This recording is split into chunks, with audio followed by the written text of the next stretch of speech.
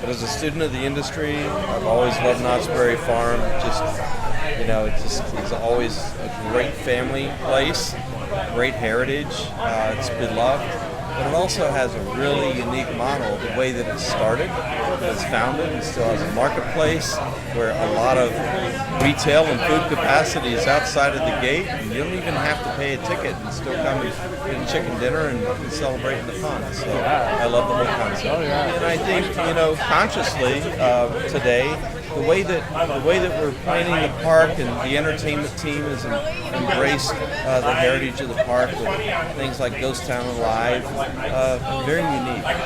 And so you don't expect a lot of technology here, but behind the scenes there still is that. It's just not on display. So when we wanted to develop Hang Time, we knew we needed a big thrill piece to come back into Knott's Berry Farm and really bring the level of thrill up. But it wasn't going to be in Ghost Town, Camp Sleepy, in those areas. It's boardwalk, right? Yeah. And it had to be a small footprint. But by taking the thematic direction of the beach and boardwalk, Southern California culture, surfing, of course, to celebrate surf culture. And that's where Hang Time came from, and that was our first concept. And I just kept thinking, what if we built the biggest wave that everyone, always wanted to capture, and suddenly they can just do it. They can come here, get 150 feet up into the air, and have a nice curl underneath them, 96 degrees, drop right into that and just ride it out. So we've had some people we've been talking to that have ridden this that are surfers, professional surfers, and they kind of describe it that way too. So it's kind of neat, that we tried to hit those elements, and if they're just saying it, fine. But I think they truly believe that it has just some really cool sensations. It's a lot of fun. But I tell you, there's a lot of work that goes into this. And Knott's Berry Farm, as you know, it's open every day. And then they build a ride like this in the middle of the night, in the middle of the park, and not make it too dusty and inconvenient for the guests during the day. So there had to be a lot of coordination, and a lot of patience, and a lot of teamwork to be able to pull this off. And the crew here is fantastic. It's wonderful, and they did a great job. I think sometimes it's just coming up with what's going to be relevant, and I think fit into Knott's. We just can't put just anything in here and have it make sense. And over the years, I think we've been able to make sense of the park and bring it back in some ways to its roots, and then push it forward a little bit. But it's still celebrating California at every turn, and creating seasons of fun. When the Boysenberry Festival's here in the spring, Ghost Town Alive in the summer, and Haunt in the fall, and then Knott's Berry Farm in the wintertime, just gives you a reason to come back again and again. It's a little over 2 years, which roller coasters used to be in the 3-year range, but I think with just a great engineering team and being able to get the documents to us quickly, for us to be able to create all the work that needs to go into it to support cabling, foundations, erection, all of those type of things.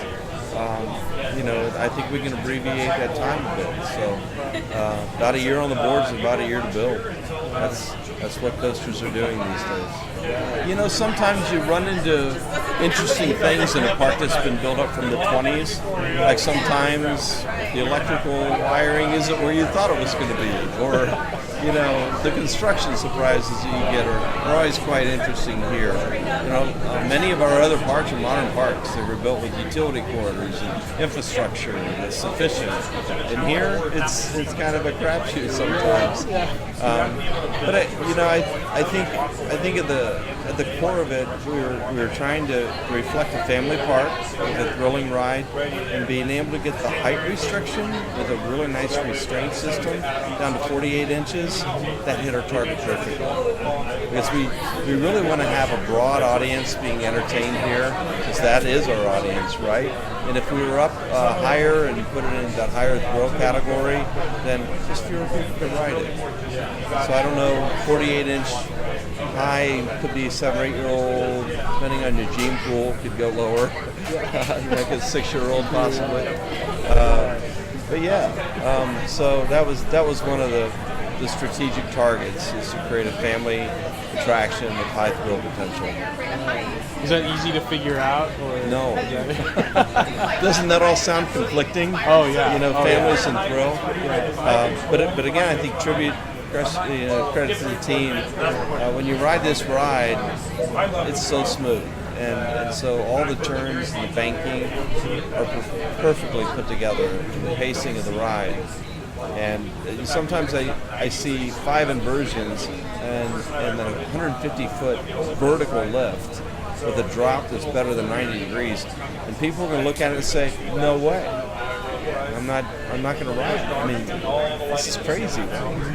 But then I just encourage them to look at the people coming off the ride, and everyone's laughing, high-fiving, smiling, screaming. There's more laughter than screaming on this ride sometimes, and I think everyone in the queue might look nervous, but when they come off, they're having a great time, and that's what we're at.